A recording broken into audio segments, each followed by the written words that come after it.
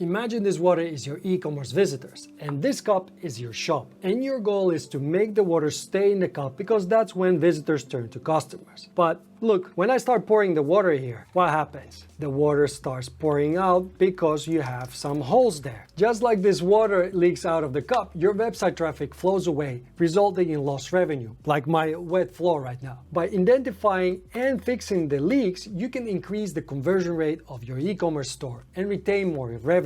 Hello data people, my name is Robert and this is Clicks Don't Lie, and I'm here to help you to understand and analyze data to make better decisions in e-commerce. To do this, you need to find what creates friction and frustration for your visitors. Now, I could just say something generic like go and optimize your website design, make your product descriptions and visuals better, and add some customer reviews and social proof. But that's not really helpful, because your shop is different and you don't want to just optimize your shop blindly. If you just need inspiration or you want to see most common issues with e-commerce shops according to research, click on this video banner.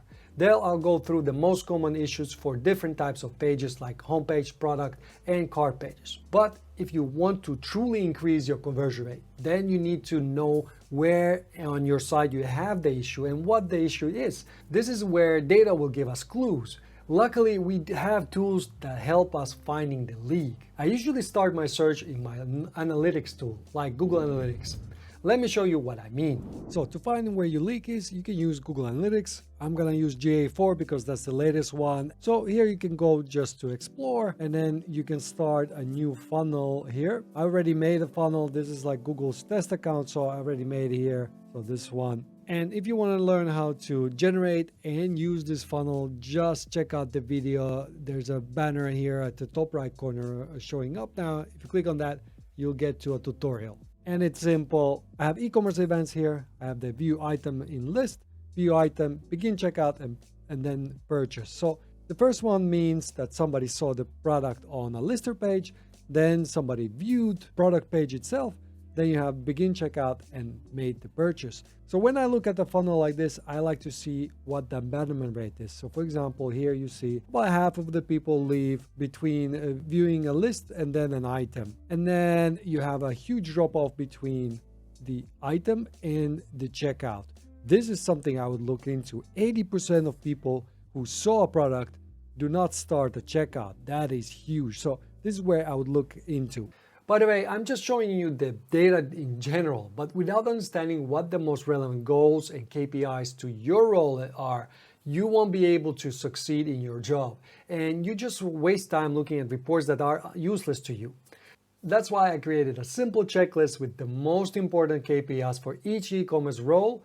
Just go to this URL right here or click on the first link in the video description, and there you can download this checklist. So once you identify the biggest drop-off and where it is happening, you need to find out why is it happening. Sometimes you can just go to your website and test the website yourself and you'll see the issue immediately. Try to do this on different browsers and desktop and mobile device. But most likely you will need to use a tool like Hotjar or Mouseflow to see user session recordings. Here's an example of what the recording looks like. Now, recordings are super cool. This is a Hotjar and this is like one-page shop, and you can see if I press on play, I can actually view what a person is doing on this website. You see they're scrolling through it. They're just looking at how the page looks like. And then if they click on something, you see it. So here you see the person clicked to see the product, and now you just follow them along their journey. And this is just a great way to learn more about your users and how they behave on your website and where the leak might be. And if you want to learn more about Hotjar, then just click on the banner at the top right corner and you'll see a tutorial.